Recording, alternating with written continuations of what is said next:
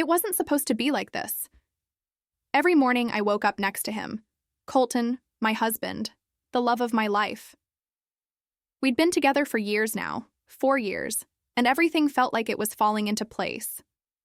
We had a rhythm, a routine. We lived in a cozy apartment in the city, one that we could afford comfortably.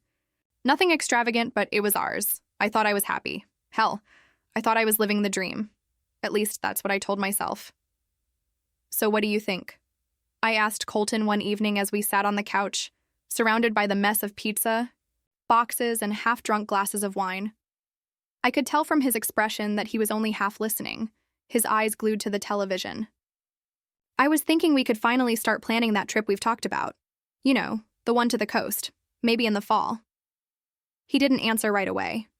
He was still focused on the screen, but I could see the faint smile tug at his lips. Sure, sounds good, he said. The words were empty. I had heard them before. My heart sank a little, but I quickly pushed the feeling aside. He was busy. We were both busy, working on our careers, trying to balance everything. I didn't want to be that wife who nags. I didn't want to be the one who asked for more attention, even though I could feel the void growing between us. But still, it didn't matter. Not yet. I had Colton. I had everything I needed. I'm serious, though, I said, trying to stir the conversation. Maybe it's time we actually make some plans. I know things have been a little routine lately, but I feel like we could use a change. He turned to look at me, finally noticing the tone in my voice. I know, babe. We'll figure it out. His hand reached out to briefly pat mine, a gesture that once felt comforting, but now felt like a reassurance for something neither of us had spoken about. There was a moment of silence. I watched his eyes drift back to the TV, and I couldn't help but wonder. Was this it? Was this what my life had come to? This routine, this predictable existence that felt safe but suffocating. At times, it was so strange because I had always wanted stability. I had always been someone who craved security and comfort, someone who believed that the ordinary was enough. But why did it feel like I was settling now? Why did my heart ache when I thought about Colton's touch, his words, his presence, everything? Okay? Colton's voice broke through my thoughts, his eyes softening with concern. Yeah, I answered too quickly, too firmly. Just tired, I guess. He nodded, still oblivious. And why wouldn't he be? He had everything he needed. Or at least, that's what he thought. I started to wonder, though, had I been too naive to see the cracks forming beneath the surface? There were times when I would catch him staring off, into the distance, his mind far away from the life we were building. But I chalked it up to stress, to the demands of our jobs. Maybe I was overthinking. I told myself I was.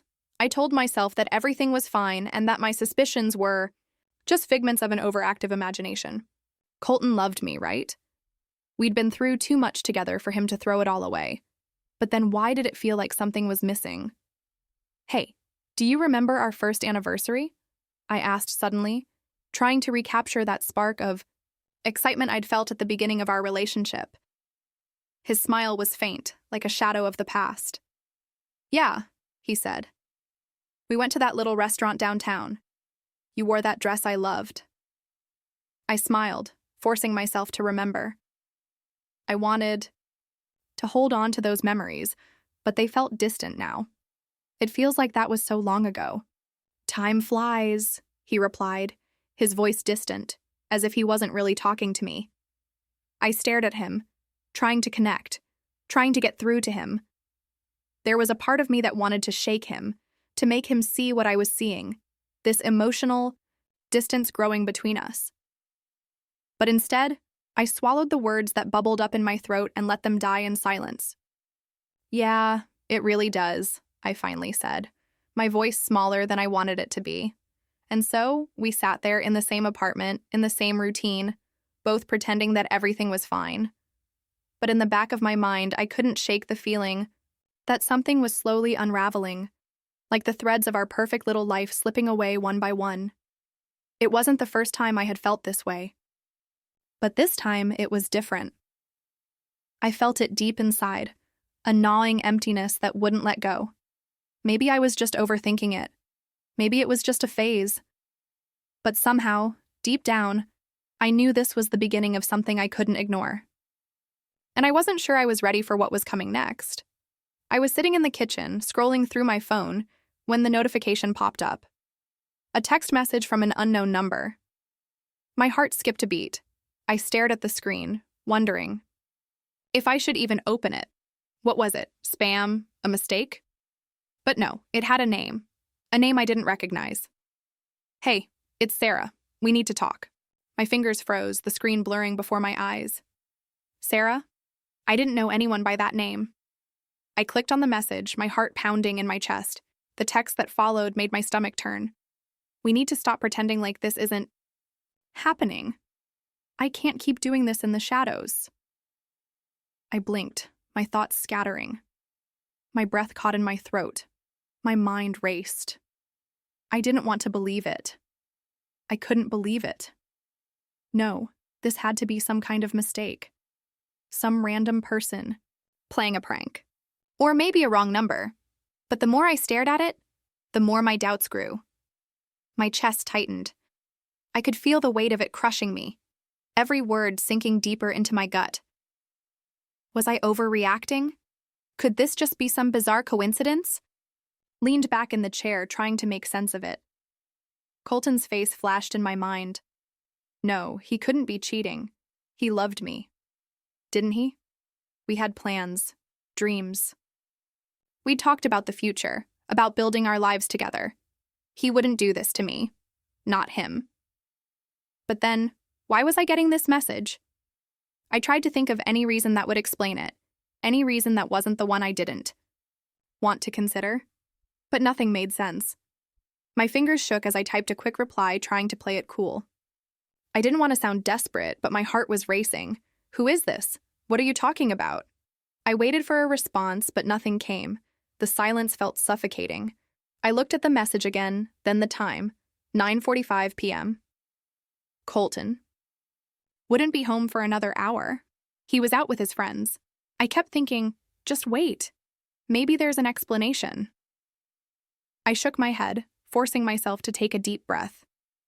This couldn't be happening. I had to be overthinking. I had to be reading too much into it. There was no way Colton would betray me like this. There had to be some rational explanation. There always was. But what if... No, stop it. This wasn't how I operated. I didn't jump to conclusions. I wasn't the type of person who let paranoia take over. Still, my mind kept wandering back to that text. The uncertainty, the raw honesty in those words. I can't keep doing this in the shadows. Shadows? What did that mean? Was this person talking about Colton? I couldn't stop the thoughts from spiraling. What if it was Colton? What if he was seeing someone else behind my back? The thought twisted in my stomach like a knife. I rubbed my face, feeling the tension build. There had to be an explanation. Maybe Colton had met someone at work, or maybe this was a mistake. But why hadn't he told me about this? Why wouldn't he have mentioned it?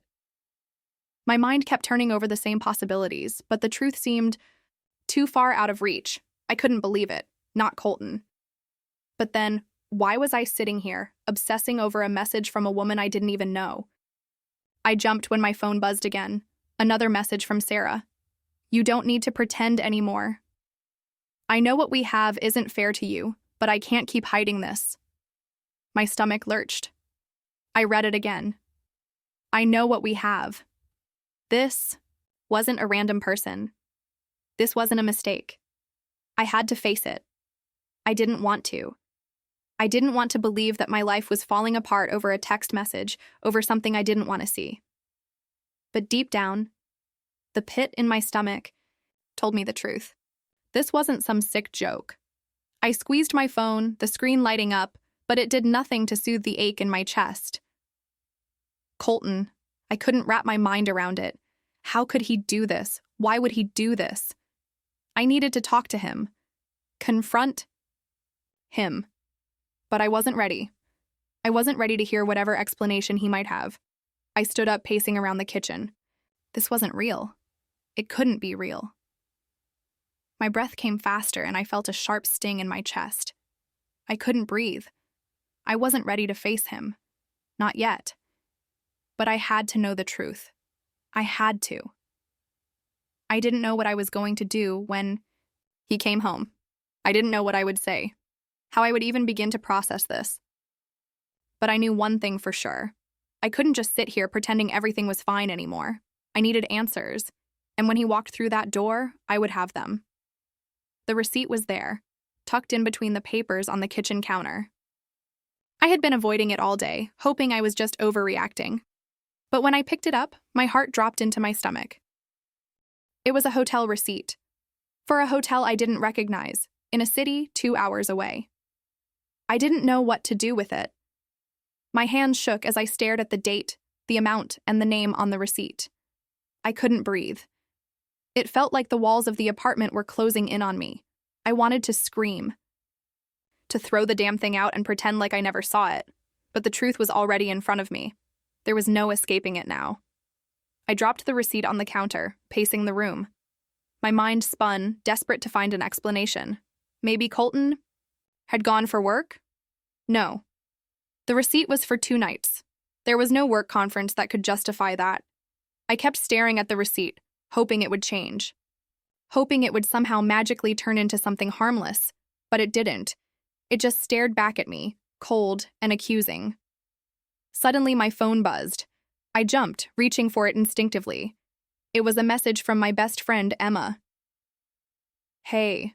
What's up? You've been quiet lately. Everything okay with you and Colton?" I stared at the screen. What was I supposed to say? How could I even begin to explain what was happening to me? I quickly typed back, my fingers moving faster than my thoughts. "No, not really. I think I found something I don't want to be true." I stared at the message before hitting send. What was she going to say? How was I supposed to explain this to anyone, let alone her? The response came almost immediately. "What happened? Talk to me." I set the phone down, feeling sick. I couldn't keep pretending everything was fine. I had to face it. I had to know the truth, even if it tore me apart. I walked back to the kitchen, and that's when I saw it. A second phone tucked away in Colton's jacket pocket on the back of the chair. I had never seen it before. It didn't take long for my hands to reach for it. My heart was pounding in my chest as I unlocked it with the code I knew all too well. There it was, staring back at me, the truth I was too scared to acknowledge. Text after text. Conversations between Colton and someone else. Someone I didn't know. The messages were innocently enough at first, but they quickly turned intimate. Compliments, plans to meet up, inside jokes that I knew I didn't have with him. And then, the last message, the one that made my heart stop. "I can't wait to see you tonight. I need you." I let the phone fall from my hand, my body going numb. My world tilted on its axis as I collapsed into the chair. I wasn't sure how long I sat there, staring at the floor. Time didn't seem to exist. It felt like everything was happening in slow motion. I was suffocating in my own thoughts. How could he do this to me? The anger started bubbling up inside of me, but it was mixed with something far worse. Betrayal. I felt so betrayed. The pain cut deeper than I ever thought possible. My hands trembled as I picked up the phone again, my finger hovering over the screen. I wanted to call him. I wanted to scream at him. But I couldn't. I didn't know what to say. The door opened, and I heard Colton's voice before I saw him. "Hey, I'm home," he called out casually, like nothing was wrong. I froze. My heart raced, and the only thing I could hear was the blood pounding in my ears. He was here. I was supposed to confront him, to face him and demand answers. But I couldn't move. I couldn't find the strength to face him just yet. I knew what I had to do. I had to confront him. But how? My phone buzzed again. I quickly picked it up, unable to stop myself. "Talk to me, please. What's going on?" Emma's message flashed across the screen. I swallowed hard, trying to find words, but none came. Instead, I typed, my mind foggy with hurt. "I found out. I don't know what to do. I didn't have to wait long for the response. I'm so sorry. I'm here for you. But you need to talk to him. You need to confront him, and you deserve answers. I read the message over and over again. Emma was right. I couldn't just sit here, letting the truth eat me alive. I needed answers. But how could I confront him? What if I was wrong? What if this was all just a mistake? I could feel the anger rising again. The betrayal was so raw, so fresh, that I couldn't think straight. My emotions were all over the place. I was scared. I was confused. But most of all, I was furious. Furious at him for doing this to me. Furious at myself for not seeing it sooner. I heard him moving around in the next room and my chest tightened. I had to do something. I couldn't keep living in this uncertainty. I got up from the chair, my hands shaking, and walked toward the living room. He was sitting on the couch, scrolling through his phone like nothing had happened. I stood there for a moment, staring at him. He looked so normal, so innocent. But I knew what he had done. I knew the truth, and I couldn't let him get away with it. Colton, I said, my voice shaking, we need to talk. He looked up at me, blinking in confusion. What's wrong? And in that moment, I realized the truth wasn't going to wait any longer. Neither could I. My heart was pounding as I stood in front of Colton. The receipt, the phone, everything pointed to the same painful truth. I couldn't ignore it anymore. I had to confront him. Colton, I said, my voice shaking. We need to talk. He glanced up from his phone, his eyes distracted, like this was just another ordinary evening. What's going on? You look off. I clenched my fists. He had no idea, did he? How could he? How could he look at me with those same damn eyes and pretend nothing was wrong? You're really going to act like nothing's wrong? I snapped, my voice cracking with the weight of everything I was holding in. What is this? I tossed the hotel receipt down onto the coffee table, the sound of paper hitting wood loud in the silence. He stared at it for a moment, then looked back up at me, unfazed. What's the big deal? He asked, his tone casual, like it was just another piece of junk mail. I couldn't breathe. I was suffocating. How dare you? The words shot out of me before I could stop them. How dare you bring that into our home, into our lives? Are you seriously going to sit there and deny it? He didn't flinch. He didn't look guilty. He didn't even seem uncomfortable. He leaned back on the couch, shrugging. I don't know what you're talking about. I felt my hands tremble as I picked up his phone, the one I had found hidden in his jacket. I threw it onto the table in front of him, my chest tightening. How about this then? Another phone, another life you've been hiding from me. How many more secrets, Colton? He sighed, rolling his eyes, and I could see the annoyance flash across his face. This is ridiculous. You're blowing things out of proportion. It's not like that. I could feel the tears burning behind my eyes, but I held them back. I wouldn't let him see me break. Not yet. Then what is it, huh? What's going on?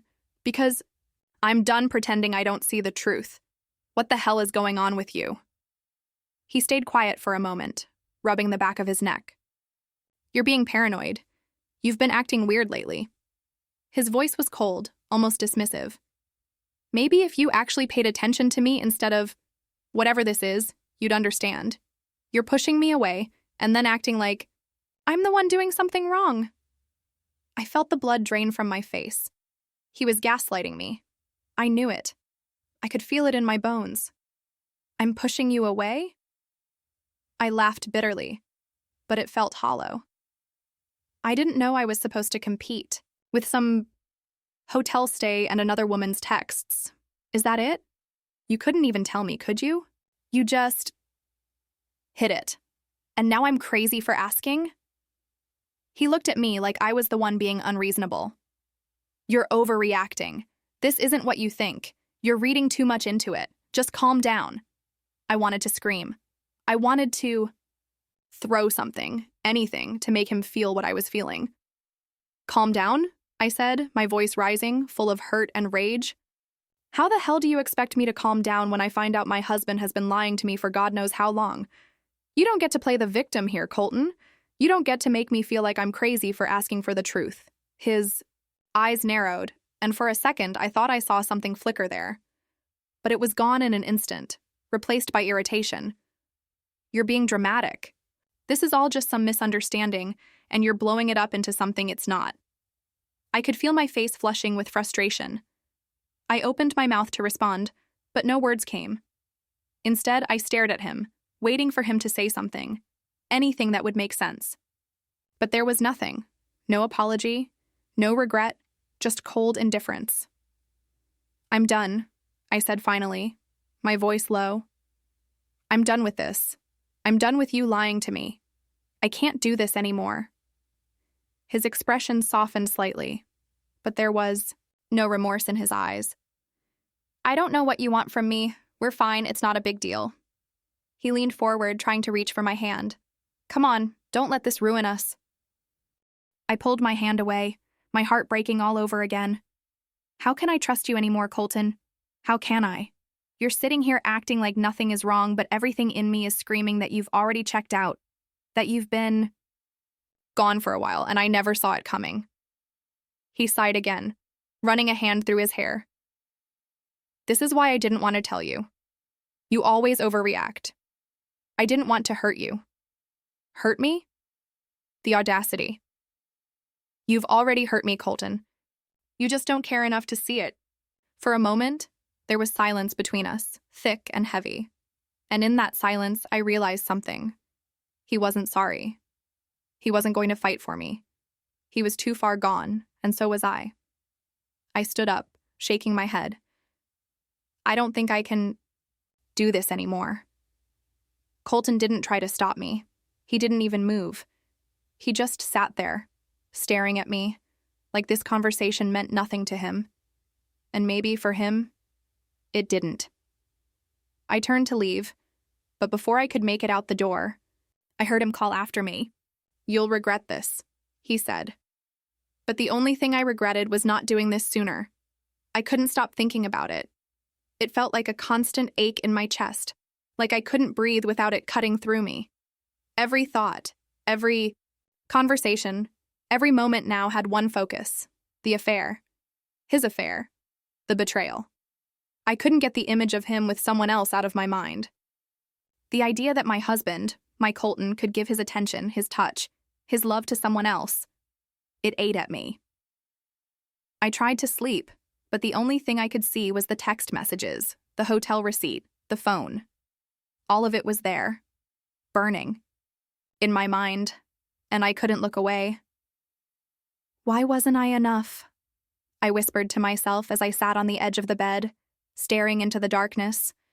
It was almost as if I were pleading with the universe for an answer, though I knew there wouldn't be one. I was suffocating in the silence of my own thoughts. I had been a good wife. I had been there for him through everything. But that didn't matter. None of it mattered, did it? I remembered our first date, how he looked at me like I was the only woman in the room, how I felt so special, so wanted. I couldn't help but replay that memory over and over, wishing I could go back to that moment when everything felt perfect. But that was then. This was now. And now. I didn't know who I was anymore. I pulled my knees to my chest, wrapping my arms around them. I felt small, insignificant. My phone buzzed beside me, and I reached for it almost instinctively. It was Emma again, you. Okay, you haven't answered my messages. I stared at the screen. How could I explain this to her? How could I tell her what was happening without completely breaking down? I couldn't even talk to myself about it. How could I say the words? Aloud? I don't know what to do anymore. I feel like I'm losing myself. I hit send before I could stop myself. I wanted to talk to someone. I needed to talk to someone, but I didn't even know what I was saying anymore. I didn't know what the right thing to do was. Emma replied almost immediately. You need to confront him. You need to stop torturing yourself like this. I read the message, and for a second I almost wanted to scream. She was right, but how could I confront him? How could I look him in the eye and ask him to explain something so cruel, so horrible? How could I expect him to fix this? I don't know if I can. I typed the words with shaking fingers, already feeling the weight of them. I don't think I can fix this. I don't think I can fix me. I stared at the message for what felt like forever before Emma's reply came through.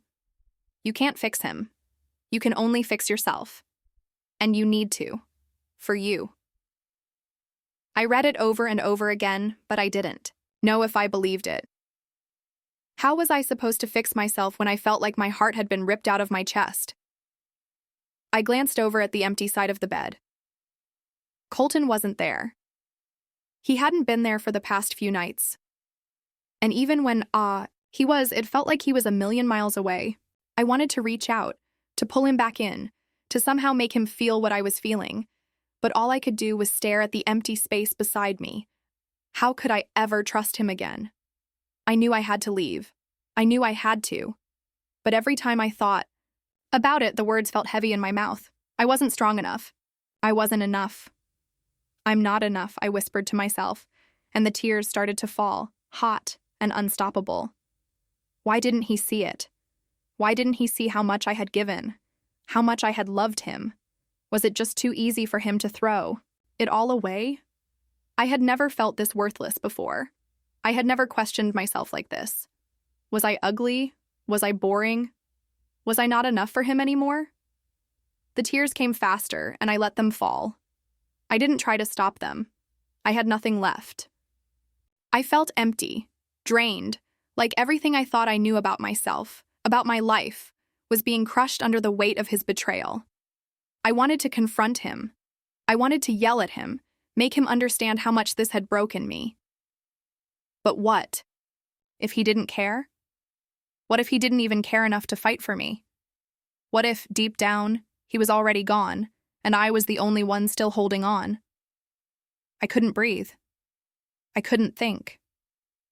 All I could do was feel the burning ache in my chest that wouldn't go away no matter how hard I tried. I hated him. And I hated myself for loving him. There was a part of me that wanted to let it go, that wanted to believe his words, that it wasn't what I thought, that I was just being paranoid. But the truth was undeniable. The proof was staring me in the face. And no matter how much I tried to fight it, I knew the truth. I wasn't enough for him. And maybe I wasn't even enough for myself anymore. I wiped the tears from my face, but the hurt didn't stop. It felt like it was getting worse, not better. And there was nothing I could do to fix it. I couldn't stay in that dark place forever. I had been there for days, maybe longer, and it was eating me alive.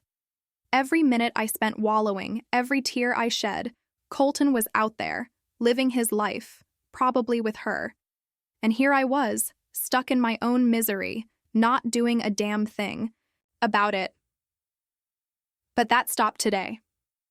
I stared at myself in the bathroom mirror, my reflection barely visible through the haze of tears and exhaustion. My face was pale, blotchy from the constant crying, but there was something else behind my eyes. Something that wasn't there before. Something that made me realize I didn't have to keep feeling this way.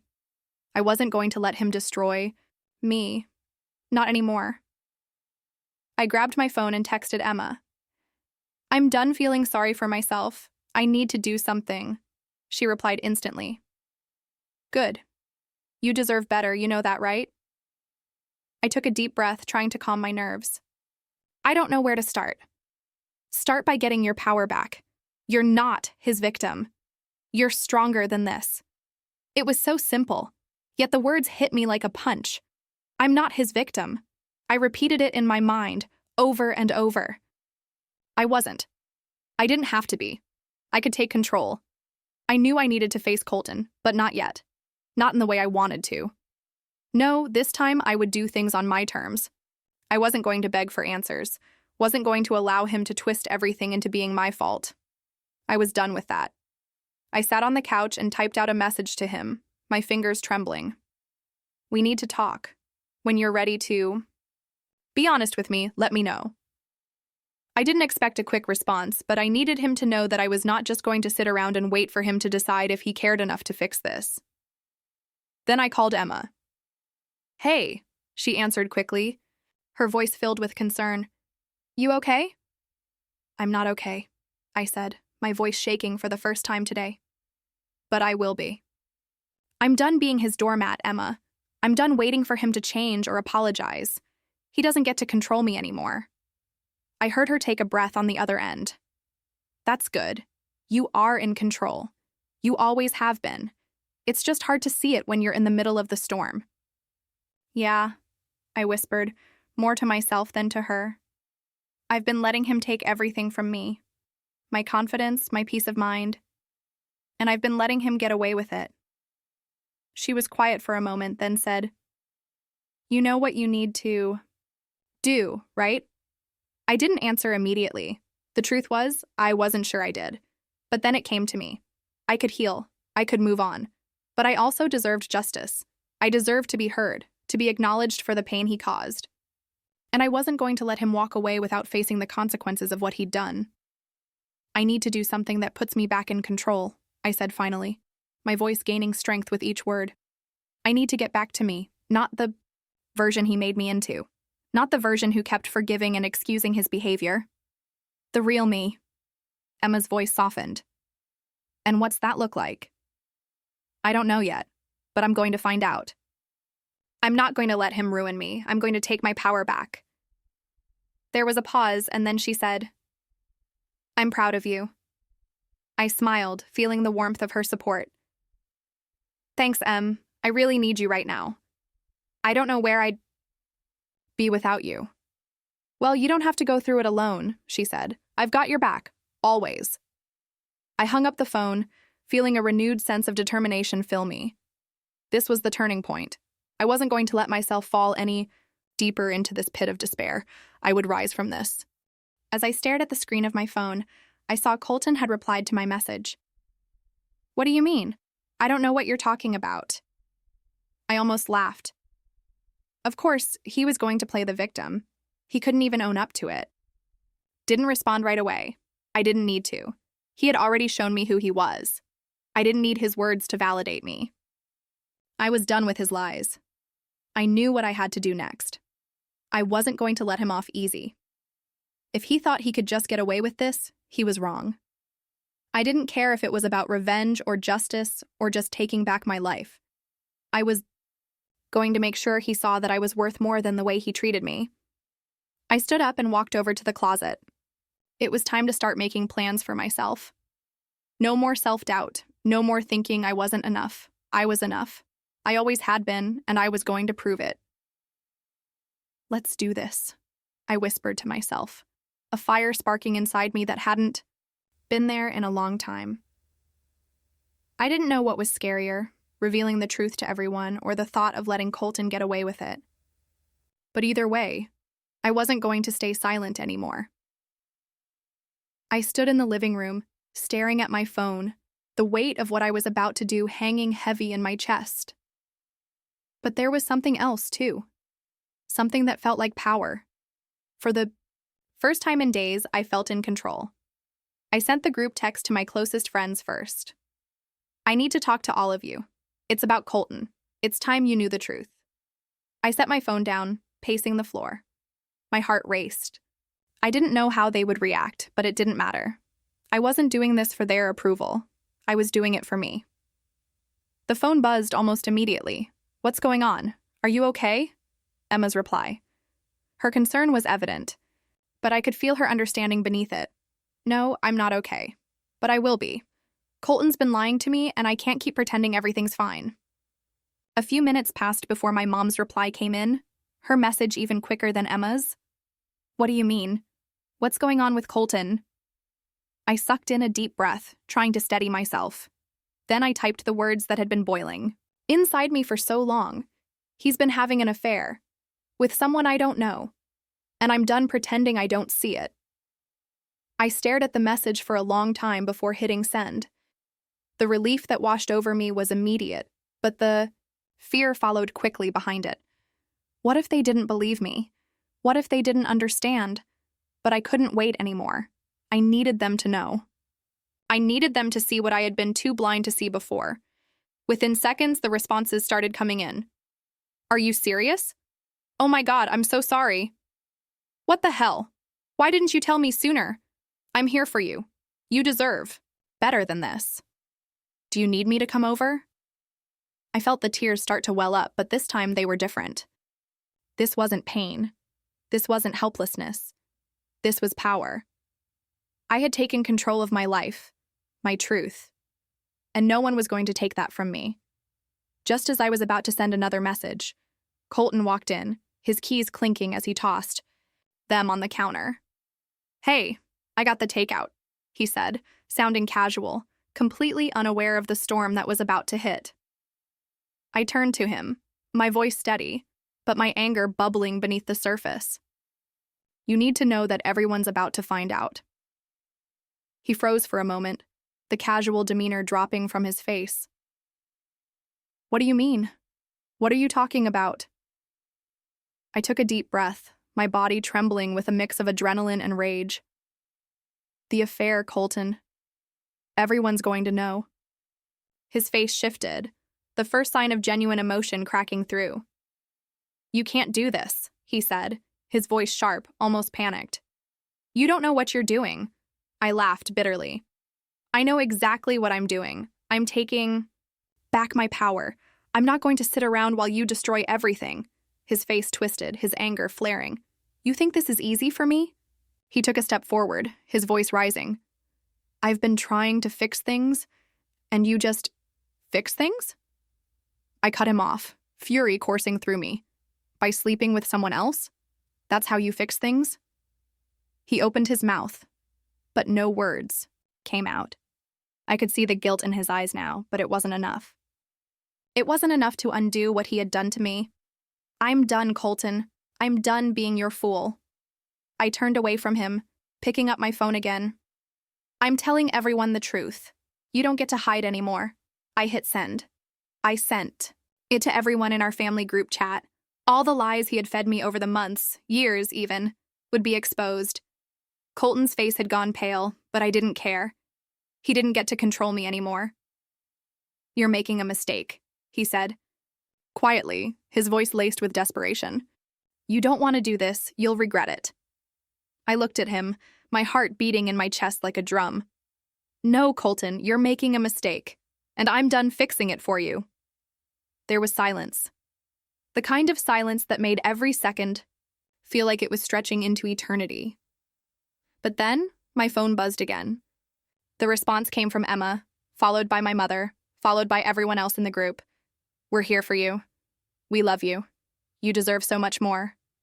We're going to support you no matter what." I felt a wave of relief flood through me, a sense of community, of validation that I hadn't realized I was craving.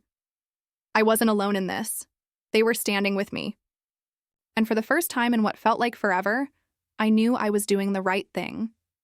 Colton stood there, the weight of the situation settling around him.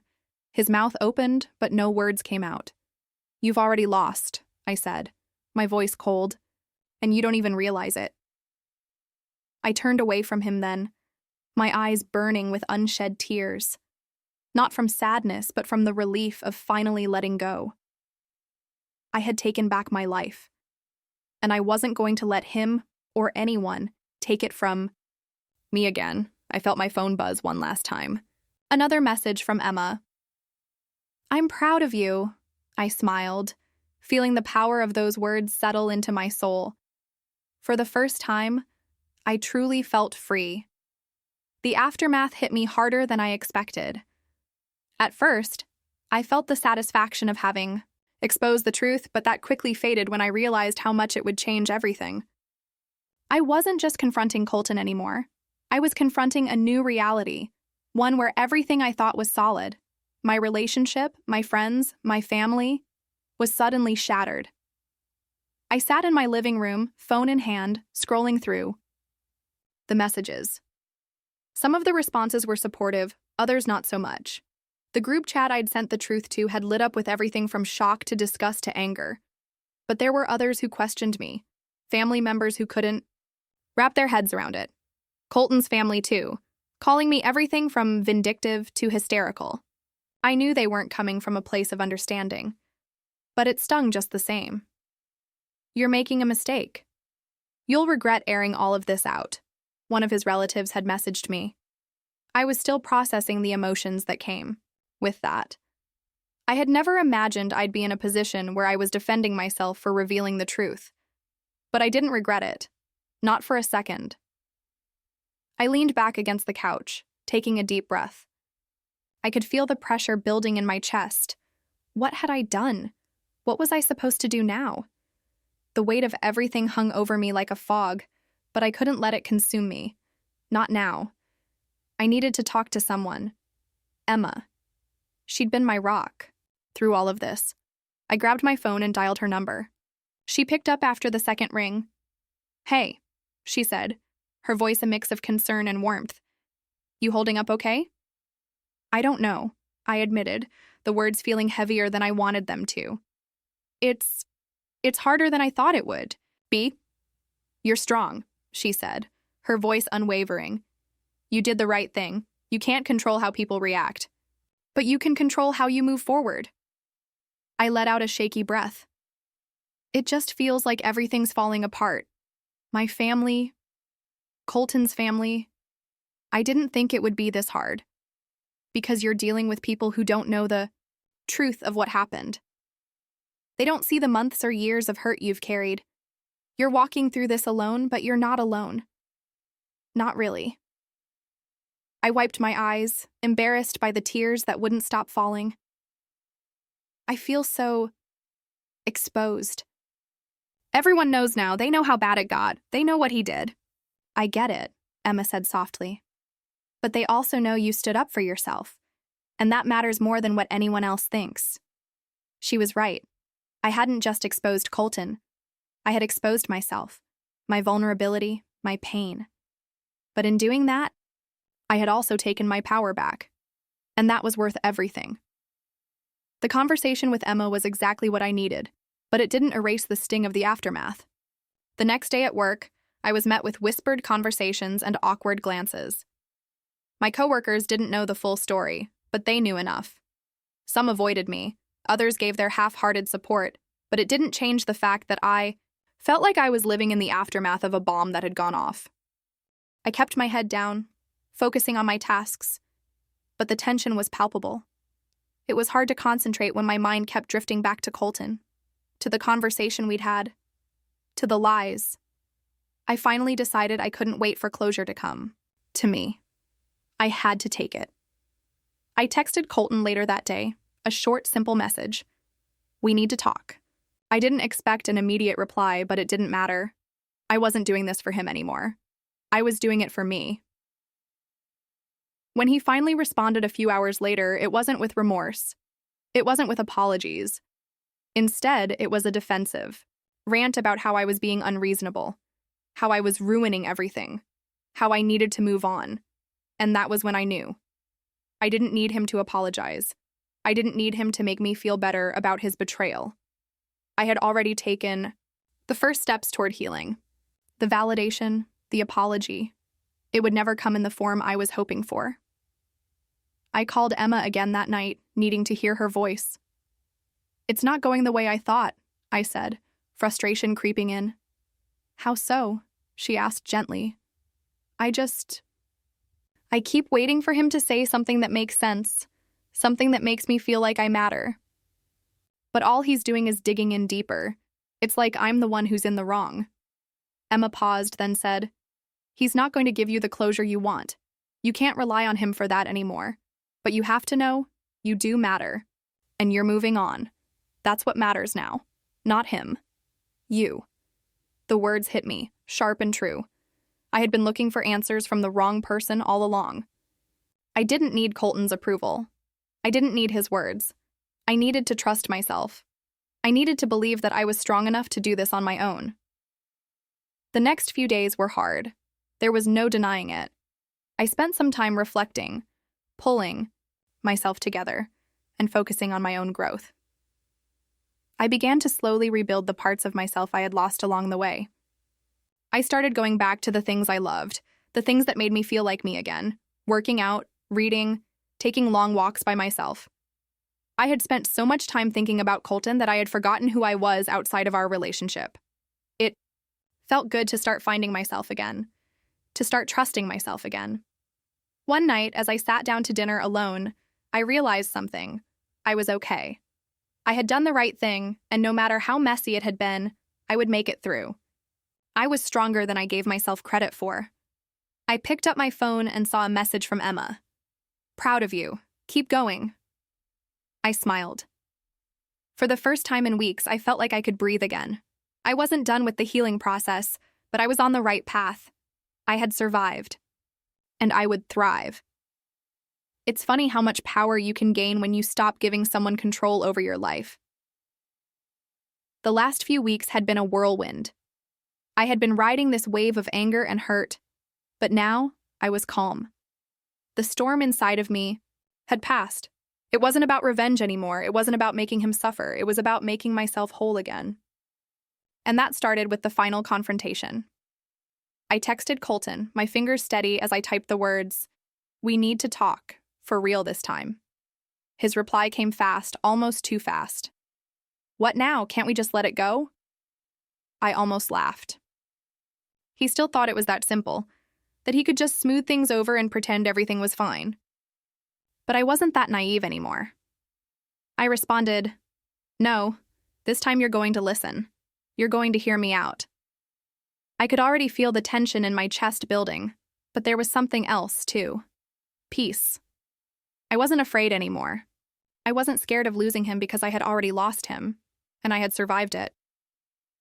The door opened, and there he was, standing in the hallway. His eyes were tired, his shoulders slumped as if he'd been through this 100 times. He looked the same, but something about him seemed smaller, less confident, less powerful. "Look," he began, stepping inside. "I don't know what you think I've done, but this is ridiculous. You can't keep dragging this out." I stood up, my body feeling firmer than it had in months. "You don't get to decide how this ends, Colton. You lost that privilege when you decided to cheat. You don't get to make me feel like I'm crazy for calling you out." He ran a hand through his hair, avoiding my gaze. "I'm sorry, okay? I messed up, but I didn't think you'd go this far. We were fine before all of this. I never wanted to hurt you." "But you did," I said, stepping closer. "You didn't just hurt me. You destroyed everything we built. You tore us apart." His face flickered with something. Guilt, maybe, but also frustration. "What do you want from me, huh? You already told everyone. What more do you want? You're not going to make me feel guilty for what I did. Not anymore." I clenched my fists, but I didn't let my anger consume me. "What I want is for you to own this. What I want is for you to admit that you didn't care about me, about us. You just wanted what was easy, what made you feel good, and that's not love. That's selfishness." He stood there, silent, his lips pressed into a thin line. The words were sitting heavy in the air, and for a moment, I thought he might actually speak the truth. But no, he just looked away. "I don't need your apology," I continued, my voice hardening. "What I need is for you to understand what you've done, and I'm not doing this for you anymore. I'm doing it for me. I'm doing it because I can't let you keep holding me down," he scoffed. "You're making this way harder than it needs to be. What are you going to do, huh? Throw me out? What's the point of all this?" I smiled, a tight, determined smile. "I already threw you out, and now I'm throwing away the last pieces of you I've been holding on to. You don't deserve to have any more control over my life. Not anymore." He opened his mouth, but no words came out. I could see him searching for something, an excuse, a way to make me feel like I was the one being unreasonable. But there was nothing left to say, not anymore. I walked over to the door and opened it. "You need to leave, Colton, now." He stood there staring at me for a moment. "You're really done with me, huh?" "Yes," I said, my voice steady. "I'm done, and I'm never going back." He shook his head slowly, the disappointment on his face almost as much of a sting as the betrayal itself. "You're making a huge mistake." I took a deep breath, holding my ground. "No. The mistake was trusting you. But I'm not making that mistake anymore." He didn't say anything else. He just walked out the door, leaving me standing there, alone. But not really. Not anymore. I shut the door behind him, the click of the lock feeling like the final nail in the coffin. I wasn't looking back. As I leaned against the door, I felt a sense of release wash over me. It wasn't anger that filled me now, but something far more powerful: peace. My phone buzzed, pulling me from my thoughts. I glanced down at the screen. It was a message from Emma. "How'd it go?" I smiled to myself, typing back quickly. "I did it. I'm free. I'm so proud of you." I sat back down, my heart finally feeling light. I had taken control of my life, and now I could finally start over. I could rebuild. I could be whole again. And for the first time in a long time, I realized I didn't need Colton to be happy. I didn't need anyone to tell me who I was. I already knew I was strong, and I was free, and I wasn't going to let anything, anyone, take that from me again. I stood in front of the mirror, taking a long, hard look at the reflection staring back at me. It wasn't the face of someone broken anymore. It wasn't the face of someone who was lost. No, this was a woman who had been through hell and come out stronger on the other side. My phone buzzed in my pocket, and I pulled it out quickly. It was a message from Emma. "How are you feeling today?" I smiled, typing a quick reply. "Better. I think I'm finally ready to take control of my life." "I'm so proud of you," she responded almost immediately. I leaned against the bathroom sink, letting out a deep breath. I didn't feel the overwhelming sadness that had been with me for so long. That gnawing ache was gone, replaced with something lighter, something hopeful. I had spent so long clinging to the past, but now I was ready for the future. My future. It had been months since the day I kicked Colton out of the apartment. I had been terrified at first, unsure of what life would be like without him. But now I couldn't imagine going back. I didn't need him anymore. I had everything I needed inside myself. The phone buzzed again, pulling me from my thoughts. It was a message from my mom this time. "Dinner tonight? Your choice. I'm making my famous lasagna." I smiled at the message, already imagining the comforting warmth of her kitchen. "Yes, please. I need some comfort food tonight." I sat down at the kitchen table later that evening, the scent of homemade lasagna filling the air. My mom's kitchen had always been a place of warmth, a place where I could relax and forget about the outside world for a while. "You seem different," my mom said, setting a plate of lasagna in front of me. "In a good way." I smiled, feeling a surge of gratitude toward her. "I feel different," I admitted. "I think I'm finally letting go of everything that weighed me down." She sat down across from me, studying me closely. "I'm proud of you, you know. You've been through so much, but you've come out stronger. You're going to be okay. Better than okay." I looked at her, the love and support in her eyes giving me a sense of peace I hadn't realized I was craving. "I know," I said softly. "I really do."